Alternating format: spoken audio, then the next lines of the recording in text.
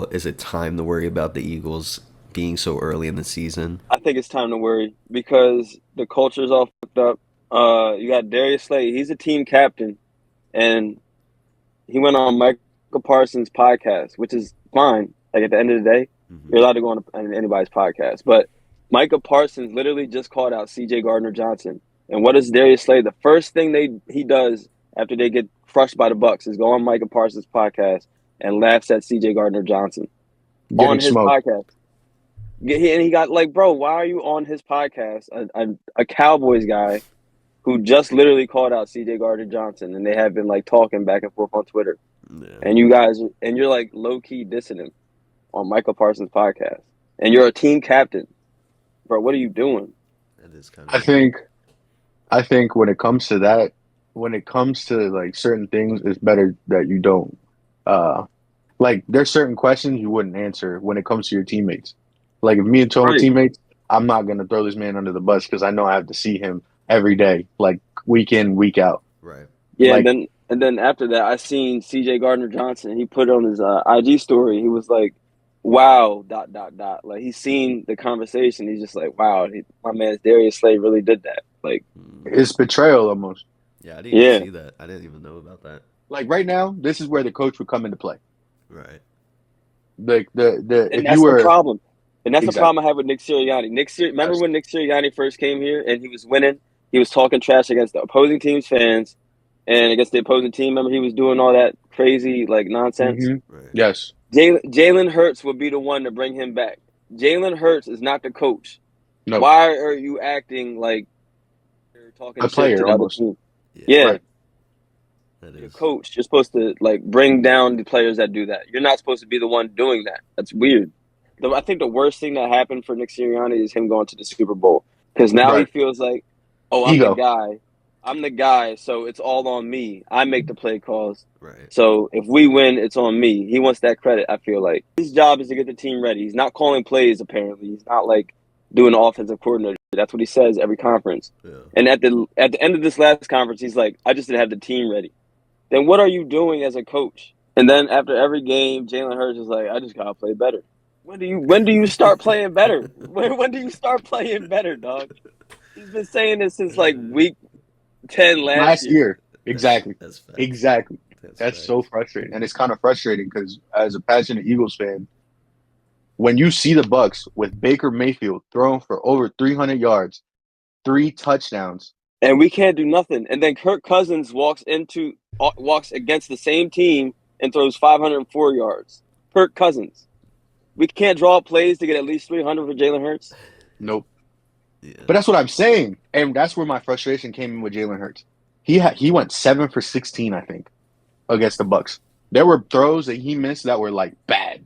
And I was like, all right, I don't know if his confidence is down. I don't know if there's some type of disconnect with the receivers, but he was missing wide open plays that I was just like, bro, there's no way. And then that fumble in the red zone after we just got a turnover, and that's why I agree with Tone. Like we should be worrying right now about them because we can't worry if we're having this type of disconnect now. Like it's not just a one level disconnect. It's on all levels Right. from special teams, offense, defense. Yeah. I can't. I'm over it, bro. And easiest schedule coming up. And Facts. The Browns is next. If Sirianni looks like a dumbass against the Browns, I think they need to fire him, which is probably not going to happen. But they need to fire him last week. They need to.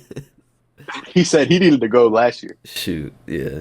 Where do you think they're gonna finish overall? They finished second in the NFC East last year, losing to the Bucks, but they finished 11-6 overall with their record. So, you think it's gonna be pretty similar or worse, or what do you think it's gonna look like this year? What you think, Tom? I News is the NFC East looks pretty bad right now. I mean, the Commanders they're 3-1, but they played against some bad teams to start with. So I think it's going to be a toss up. Um, I don't know. They could be anywhere from first to third, honestly. Hmm. I really don't know how the Cowboys are going to turn out either because they're not doing well either. Hmm. So However they come out of the bye week is how I'm gonna predict it. Yeah, we need to see what happens after this bye. If they come out ugly after the bye, I'm going to say they're like, third. yeah, they I would see them going like what if they lose to the Browns, or if Eight. they struggle to beat the Browns, like if they don't beat them convincingly, I'm gonna put them at third. Vendors Maybe on 10 that. and 10-7 or 10 I, and 6. I was thinking 10-7 or like 9-8. That sounds fair. Talk about some more hurt with the Phillies. Oh man, you want to make me cry. The only two things I'll let y'all talk because obviously I don't know too much about the Phillies, but I was watching that game and getting a little bit more understanding. One is just give me your overall thoughts about the performance last night, but then just tell me what do we need to do tonight to win this game. I need the bats to come alive. That's it. I need Pitching was offense. great. Hmm. Pitching was great. Until the end. Up No, and no, no, yeah, no, no, no, no, no, no. up until Yeah, Hoffman, pitching was great. Bats Zach come Wheeler was alive. a stud. Zach Wheeler Take was a stud. He pressure looked off like the a pitching rotation, and like I think that's what it was. Hoffman came in 1-0 game. He's like, oh, I gotta play perfect. You can't right. have a pitcher coming in like that, Hmm. He especially needs Hoffman. he needs insurance. He needs like some type of lead that is gonna make him like even if it was 3 runs, I feel like it would have felt more comfortable for him. Because Yeah, Zach Wheeler literally had a gem. That is the best start you could have. A because quality start is 7 innings, 3 runs. This man gave up no runs. Right. we Seven only got innings, one, no runs. This we and literally gave up we got 1 run, but that's off the first inning, first at bat. Think about this. The first person that came up, home run. What happened after that? We had done. runners on base. We had runners on base. We had 2 hits, runners on base. We had 2 hits up until like the 8th inning, and then they finally got like 4 hits in the ninth. Exactly. And Yeah. that can't happen. And the Phillies historically are known to struggle against the Mets. That's why I was worried going into it before the game even started. Hmm. Because historically they struggle with the Mets. The Mets are just the problem is, well, in my opinion, is that the Mets played more. And baseball is a lot about momentum. Yeah. You if you're if you build momentum coming in towards the end of the season, that's why I always tell people it doesn't matter what happens June, July. It all matters about August, September.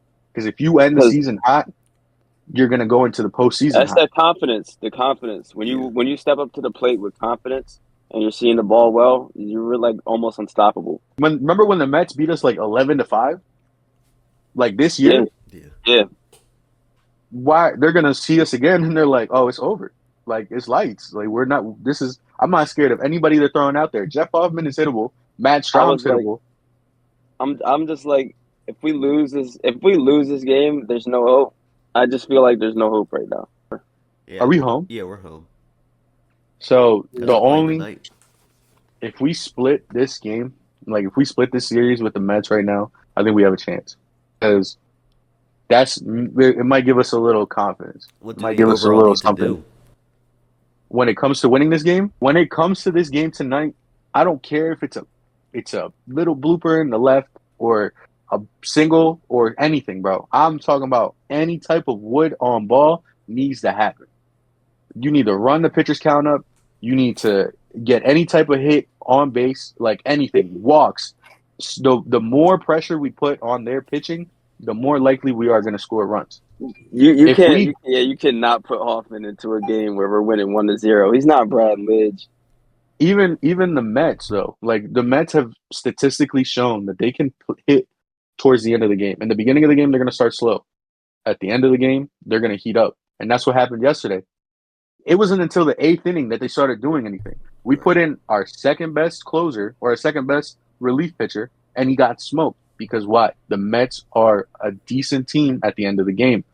I They think were with the down. score being 1-0, he puts 2 people on base. He just gets rattled. I think if we have like a better score, like 3-0 or something, he might not get rattled as much. I don't know. Hoffman, that pissed me off. Yesterday